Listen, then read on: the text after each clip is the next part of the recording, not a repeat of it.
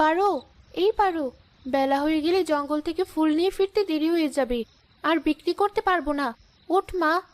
যাবো তো, কিন্তু এখনো তো বাইরে অন্ধকার। চল মা, ফিরতে যে দেরি হয়ে যাবে।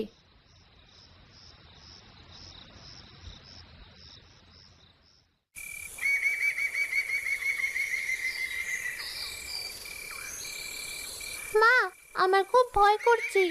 কিসের ভয় মা? আমি তো সাথে আছি।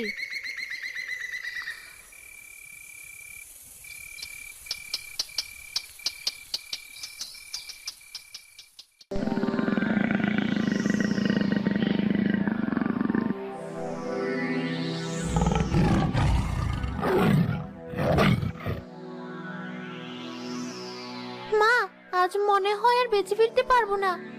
আস্তে কথা বল পারো, ফুলের দরকার নেই। আস্তে আস্তে এখান থেকে বেরিয়ে যাই। কিন্তু মা, ফুল নেবে না? জীবন বাঁচাতে জঙ্গলে ফুল নিতে আসা, কিন্তু সে জীবনে যদি না বাঁচে তবে ফুল দিয়ে কি করব?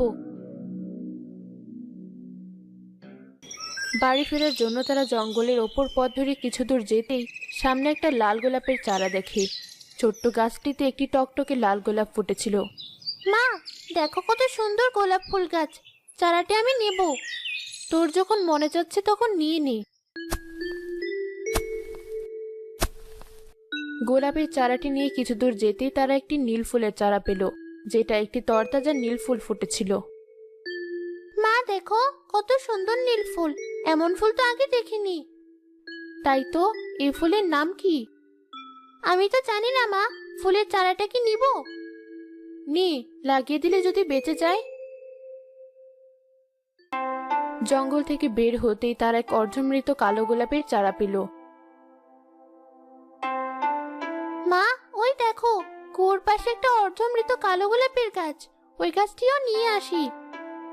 দেখছিস না গাছটি মারা যাচ্ছে, ফুলটি কেমন শুকনো। ওটা নিয়ে আর কি করবি, এমনিতেও বাঁচবে না। যত্ন করে যদি বাঁচাতে পারি। আচ্ছা যা, তাড়াতাড়ি নিয়ে আয়, আমাকে আবার কাজের সন্ধানে বের হতে হবে। কাজ না করলে কাল থেকে না খেয়ে থাকতে হবে। পারো কালো গোলাপের গাছটি তুলে নিলে তারা দুজন বাড়ি ফিরল।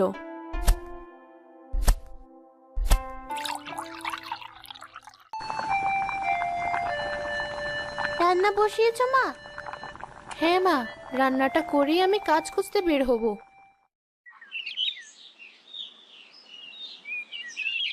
সারাদিন খুঁজেও কোনো কাজ না পেয়ে সন্ধ্যার কিছুক্ষণ আগে বিলু ঘরে ফিরে এলো।